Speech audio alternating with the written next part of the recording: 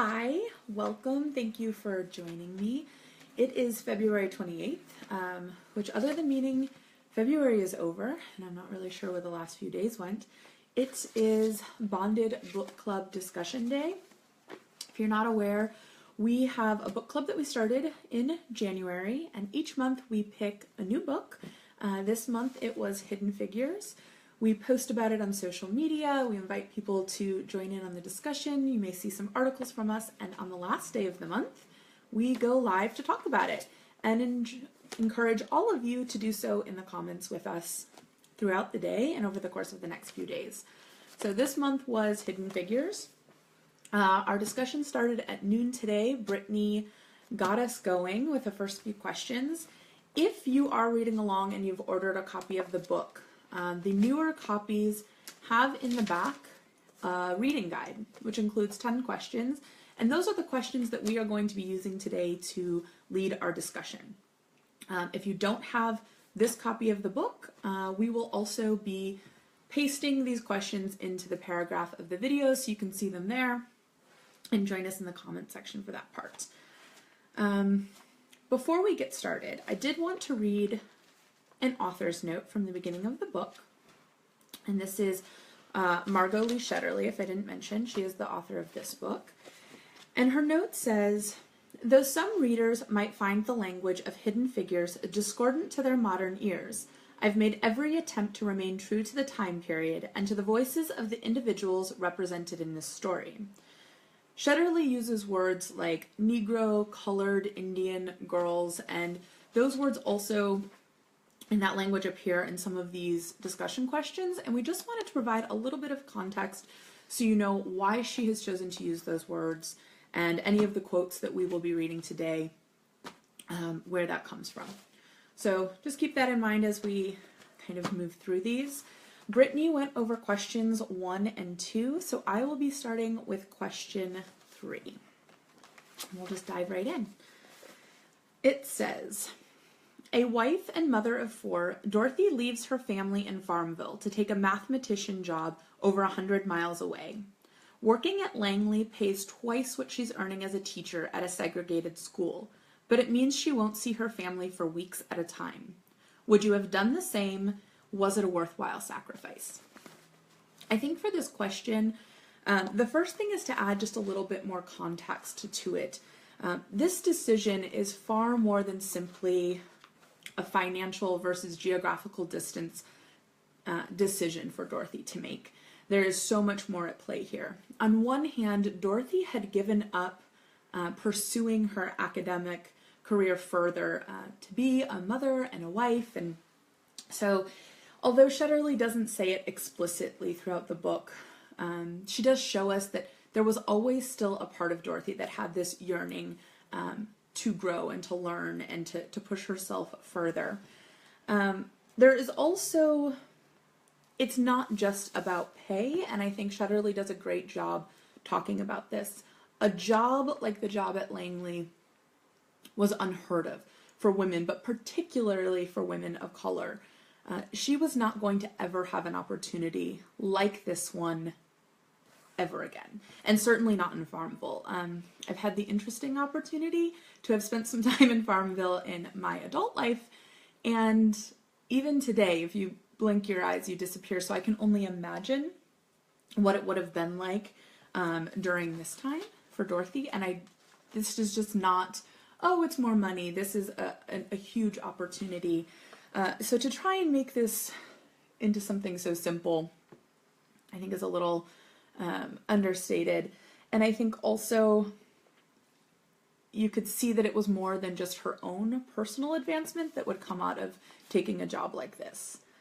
I think it's impossible for me to ever fully be able to put myself into the shoes of Dorothy during this time, in this place, as a Black woman. But I think from the best that I can try to understand it, I think I would have had to do the same, both for my personal growth, but also the growth of my family. Not to say that would have been an easy decision at all.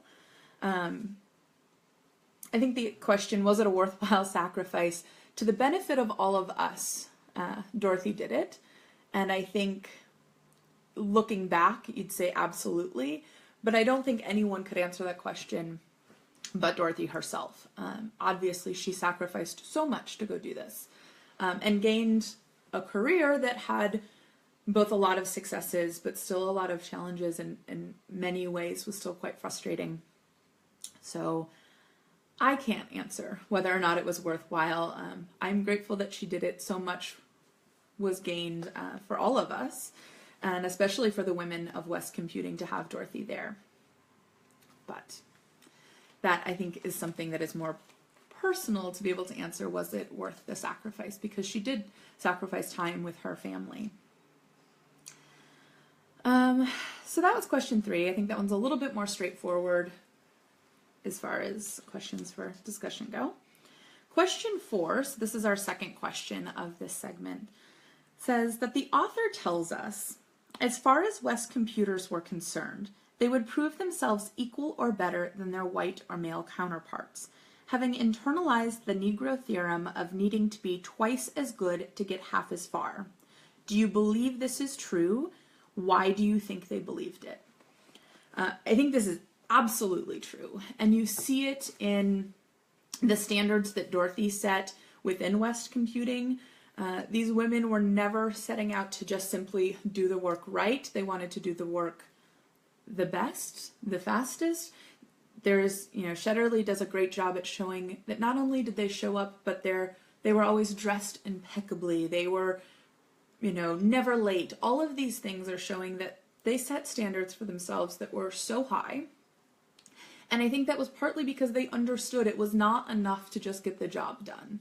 If they ever were going to receive any type of recognition for their work, which many of them did not, they were going to have to be the best. They were going to have to be perfect. There was really no margin for error. Why do I think they believed it? Because it's true.